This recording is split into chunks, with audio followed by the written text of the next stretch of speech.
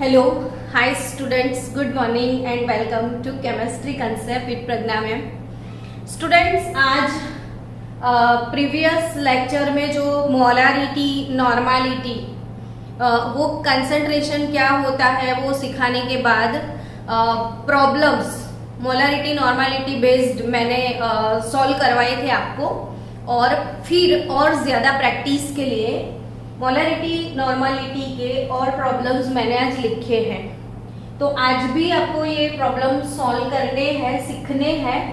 तो different methods के जितने प्रॉब्लम्स आते जाएंगे मैं सॉल्व करवाती जाऊंगी। आप कब से ट्राई कर रहे होंगे, मैंने पहले से लिखे थे। तो बच्चों बताओ ना, इसका आंसर कोई लेके आया है क्या?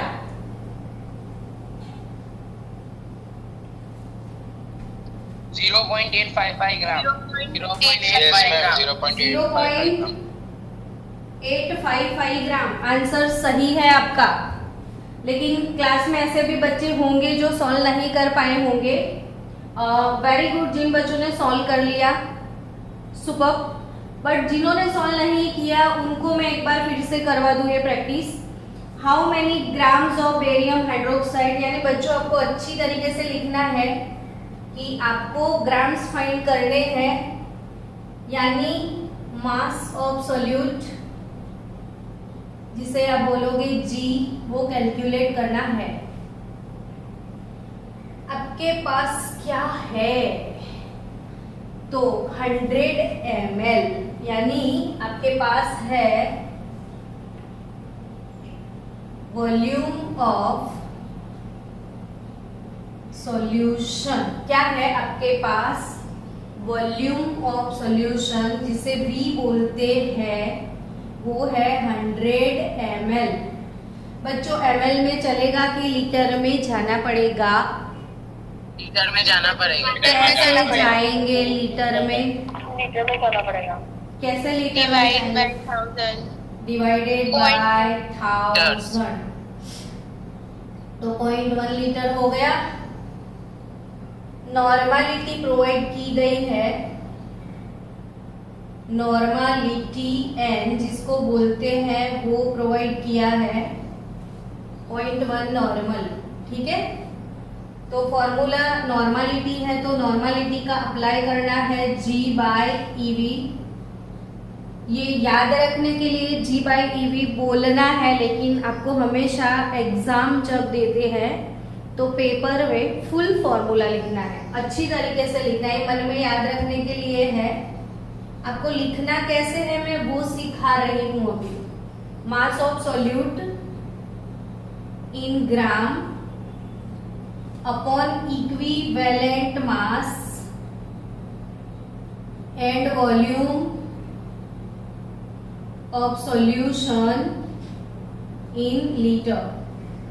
तो बच्चों इक्विवेलेंट मास कैलकुलेट कैसे किया जाए वो सीखते हैं अभी। हमारे पास है बेरियम हाइड्रोक्साइड। मुझे बताओगे बच्चों, ये बेस है या एसिड है? बेस है मैम, बेस है।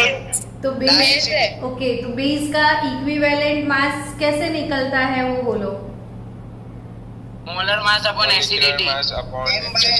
हाँ, molar mass, equivalent mass of barium hydroxide, molar mass. अब बेस को क्या होता है? एसिडिटी। जो बच्चे नए हैं क्लास में, प्लीज इक्विवेलेंट मास के ऊपर मैंने टोटल 4 वीडियोस डाले हुए हैं। इक्विवेलेंट मास के ऊपर टोटल 4 वीडियोस है, तो वो 4 वीडियोस को प्लीज कवर करो। जिन बच्चों को इक्विवेलेंट मास नहीं समझ में आ रहा है, बहुत अच्छे से सिखाया है, वो प्रीवियस 4 वीडियोस आप देख लो। तो एसिडिटी बेरियम हाइड्रोक्साइड को अगर आप डिसोसिएट करोगे तो बेरियम 2 + 2OH माइनस, यानी बेरियम हाइड्रोक्साइड से 2OH रिप्लेस हो सकते हैं, तभी इसकी एसिडिटी 2 है। अब मोलर मास कितना आया था इसका? बेरियम का 137 था 171 और OH यानी 17, तो क्या आया? 171 ग्राम पर मोल। डिवाइडेड बाय 2 करेंगे ना, तो 55.5 आपको मास ऑफ सॉल्यूट जी कैलकुलेट करना था, तो normality into equivalent mass into volume रहेगा। नॉर्मलिटी 0.1 है, इक्विवेलेंट मास कितना आया 171 divided by 2। 85.5 yes, and volume of solution है 1.1 लीटर, तो योर आंसर इज 0.855 ग्राम। जिन बच्चों को नहीं समझ में आया था वो देख लो। मास ऑफ सॉल्यूट कैलकुलेट करना है, वॉल्यूम ऑफ सॉल्यूशन है, नॉर्मलिटी है, तो आपको जी उससे ऐसे कैलकुलेट करना है। चलो डन। अब next question, find the normality and molarity. Normality भी कैलकुलेट करना है, मोलरिटी भी कैलकुलेट करना है। तो आप नॉर्मलिटी के लिए फॉर्मूला यूज करोगे G/EV, मोलरिटी के लिए फॉर्मूला यूज करोगे G/mV। आपको फुल फॉर्मूला लिखने हैं।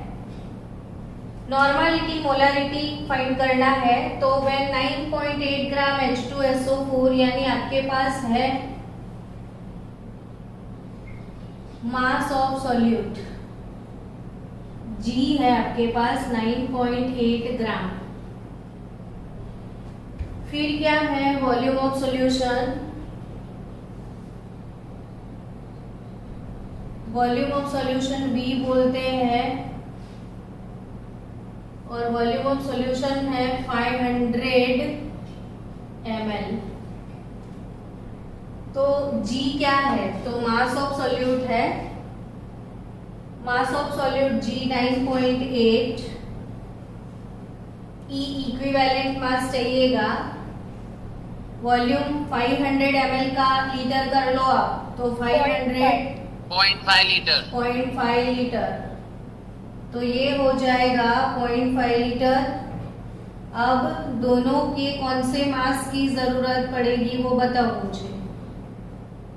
Equivalent mass and molar mass. Equivalent mass and molar mass. हाँ, तो सल्फ्यूरिक एसिड का मोलर मास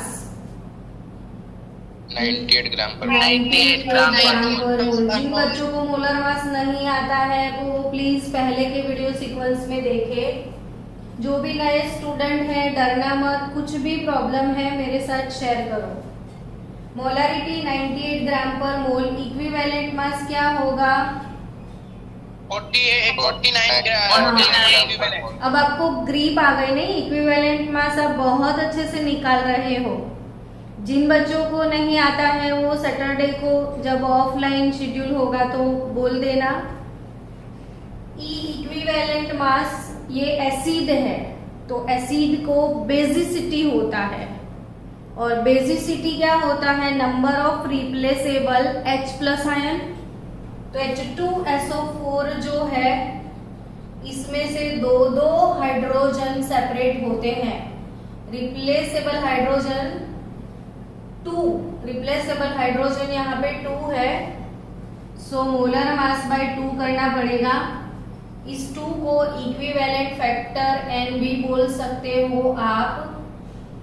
तो 98/2, तो ये हो जाएगा 49 ग्राम पर इक्विवेलेंट। ये लिखना भी आना चाहिए, ये ग्राम पर मोल, ये ग्राम पर इक्विवेलेंट। तो ये जो इक्विवेलेंट मास है यहाँ पे आप लिखोगे 49 और यहाँ पे आप लिखोगे 98। तो नॉर्मलिटी मोलरिटी का आंसर क्या आया बताओ ना बच्चों मुझे।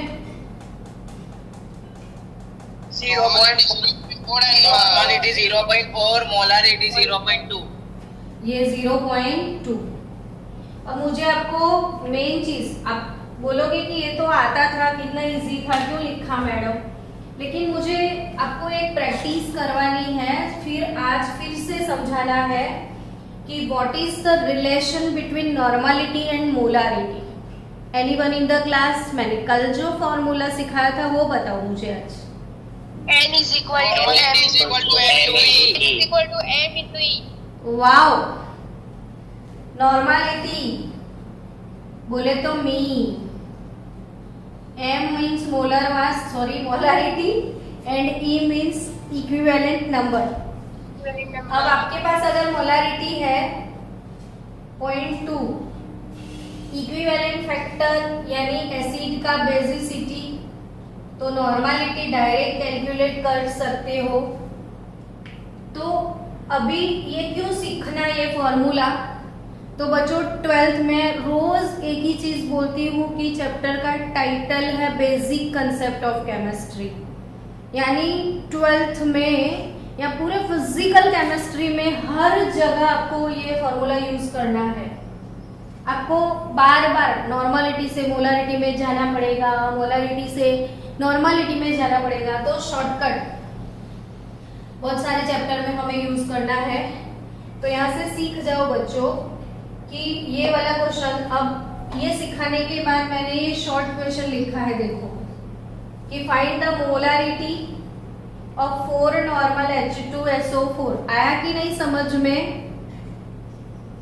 Yes ma'am. हाँ, तो ऐसे एमसीक्यू नीट के पेपर में होते हैं। नीट के पेपर में बोलो सिंपल ऐसे एमसीक्यू कि मोलारिटी क्या रहेगी 4 नॉर्मल H2SO4 की, तो molarity into equivalent number is normality.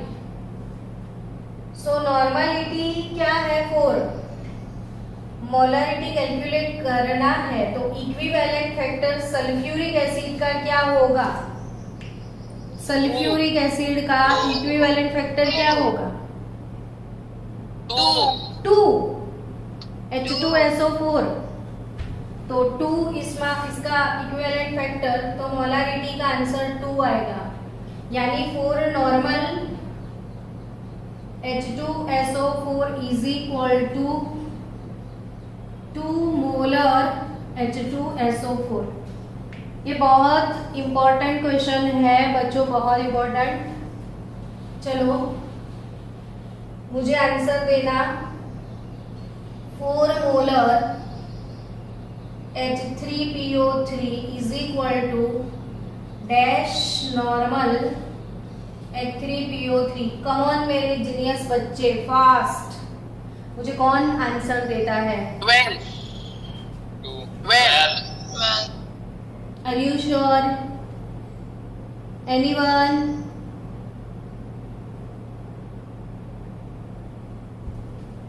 8 किसने बताया? नाम बताओ। मैंने मतलब नाम बोल बेटा। जय जैन। वेरी गुड जय, वेरी गुड। एक ही बच्चा शार्प निकला। बच्चों मैंने आपको 3 एसिड सिखाए थे,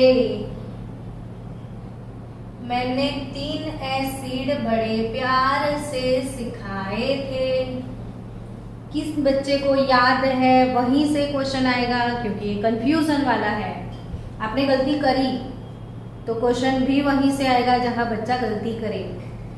तो H3PO4, H3PO3 ये तीनों एसिड के नाम जय जैन आपको बताने हैं फास्ट। H3PO4 मतलब फॉस्फोरिक एसिड। फॉस्फोरिक एसिड ये वाला फॉस्फोरस एसिड। फॉस्फोरस एसिड, और ये वाला हाइपोफॉस्फोरस एसिड। सो मेरे प्यारे बच्चों, ये फॉस्फोरस एसिड ट्राइबेसिक है, ये डाइबेसिक है, ये मोनोबेसिक है, और ये मोस्ट एम्पली चीज है, और इसके लिए एक पूरा वीडियो है। सो स्टूडेंट, मैंने 3PO3 पूछा था, नॉर्मलिटी होता क्या है?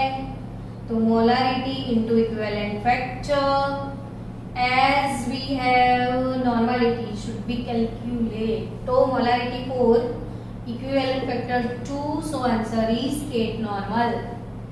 डन? तो आपका आंसर 8 नॉर्मल आएगा।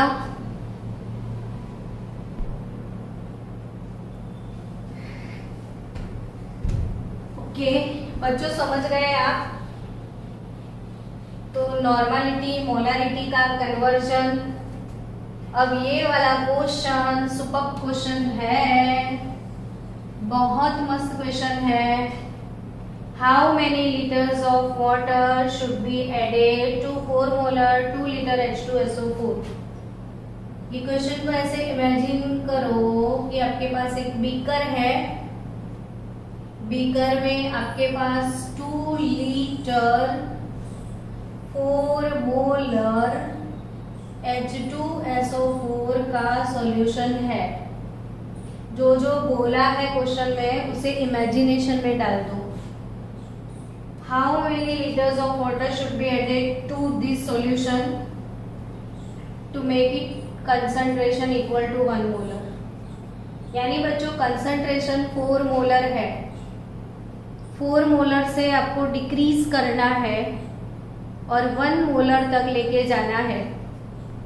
समझना बात को, कंसंट्रेशन 4 मोलर है, 4 मोलर को डिक्रीज करके 1 मोलर लेके जाना है।